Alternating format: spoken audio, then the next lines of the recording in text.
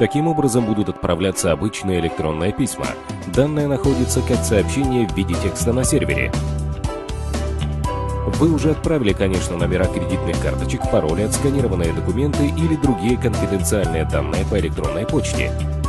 Это, тем не менее, очень опасно. При применении обычной электронной почты вы очень многим рискуете. Многие люди пытаются завладеть передаваемыми сообщениями других людей, а также завладеть их данными, что им часто успешно и удается сделать. Можно ли успешно защитить данные и конфиденциальность в интернете? Конечно, да. Разделение сообщений и разделенный email функционируют иначе. Это гораздо надежнее, безопаснее и более инновационно, чем обычная традиционная электронная почта. Содержание вашего сообщения сначала кодируется с помощью специального алгоритма.